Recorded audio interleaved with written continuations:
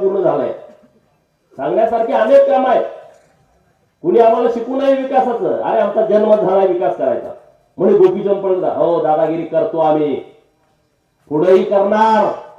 ज्यांना ज्यांना मस्ती आल्या ना त्यांच्या विरोधात दादागिरी करणार. काय करायचं करा आमचं.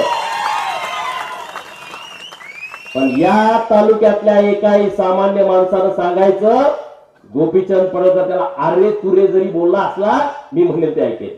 पण मस्तवाल लोकांचं तुम्ही मला सांगू नका. त्यांना मी काही बोलतो आणि पुढेही बोलणार. त्याचं मला मी त्या गोष्टीला बांधील नाही. ज्याला सत्तेची मस्ती आहे, ज्याला पैशाची मस्ती आहे, त्याचा विषय सोडून द्या.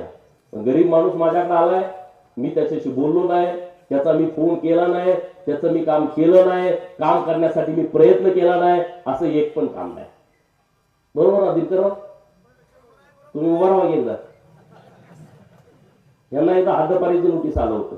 ते काय माझ्या पार्टीत नव्हते, विचारा त्यांना. तेव्हा राष्ट्रवादीत होते. ते माझ्याकडे आले, ते म्हणजे हद्दपारीचं आले ना, आता देव काढणार म्हणून काही चिंता करू. एका फोनवर मी संपवलं का नाही विषय. 2017ला तेव्हा मी आमदार पण नव्हतो. बंडू शेठ हा परवा ते मुंबईला ते काम घेऊन आपली हवा आहे का नाही मुंबईत, त्यांना सांगायचं हा. त्याला मंत्रालयात त्यांचं काम आहे. हे यांची शाळा आहे, ही गडी दिसतोय साधा. यांच्या शाळेला 1 लाख रुपये फी आहे ऍडमिशन घ्यायला. आम्ही काय करतोय तुम्हाला काय माहित आहे. तुम्हाला तिकडून कसं आहे, जो माणूस आपल्याला आवडत नाही त्याचं चांगले गुण लोकांना दिसत नाही. आता आम्ही त्यांना आवडत नसेल तर आमचे चांगले गुण दिसतील कशी. म्हणे संस्कार, नवीनच शब्द आलाय संस्कार. आमचे संस्कार काढताय.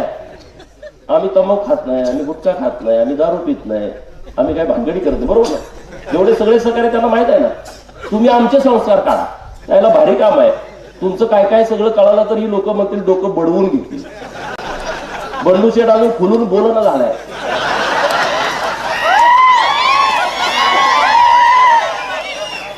बंडू शेठ जर खुलून बोलला तर सगळं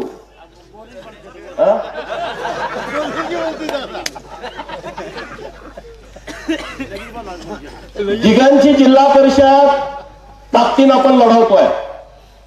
अत्यंत स्ट्रॉंग उमेदवार आपल्याकडे आहेत. निंबवडे तर विशेष नाही.